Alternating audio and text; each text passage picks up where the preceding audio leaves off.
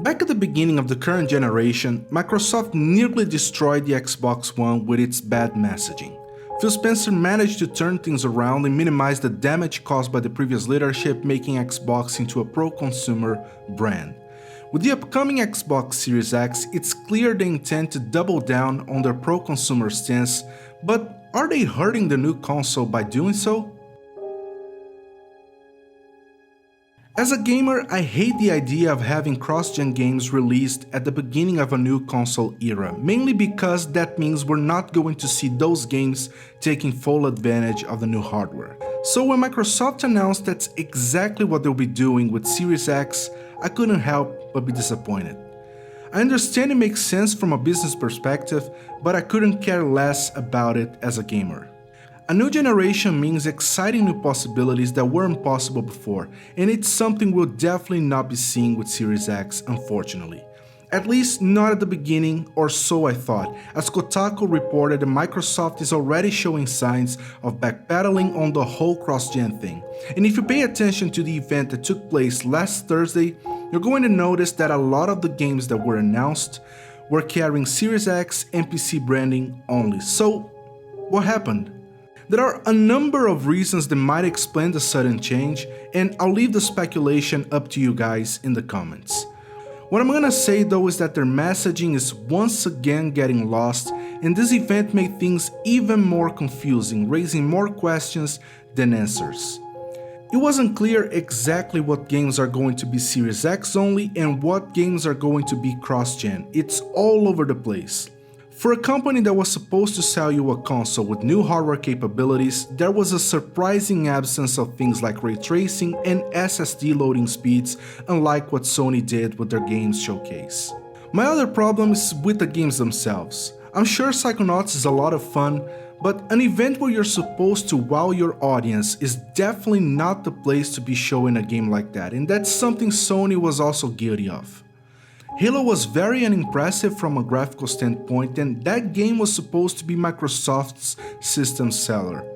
To be fair, given how many years ago they announced this game, it's easy to say with confidence that the game was meant to be an Xbox One exclusive instead, but the developers had to shift focus to Series X mid-development, which might explain why the game looks the way it does. Still, none of that matters to the players, and Microsoft needs to realize that. But what's perhaps Microsoft's biggest mistake is the excessive emphasis on backwards compatibility and smart delivery. Look, I'm a fan of both, and I'm all for both companies setting these features as the baseline for any new hardware released over the coming decades. But I'd be lying if I said this is what would convince me to buy an Xbox Series X. It's not. What sells a new console is new experiences, and its popularity is determined by how much of a perceived technological leap it offers right out of the gate, and that's where I land on the PS5. Despite the technical disadvantages of the PS5 when compared to the Series X, Sony did a much better job at both communicating and actually showing what their upcoming console is all about. At their event last month, they kicked things off by showing a beautiful slice of Ratchet & Clank gameplay that showed the graphics, ray tracing, and how fast the SSD is capable of loading assets. All of that in less than 3 minutes of footage. And on top of that, Sony is also offering a new and improved controller with technologies never seen before, while the Xbox Series X controller remains mostly the same.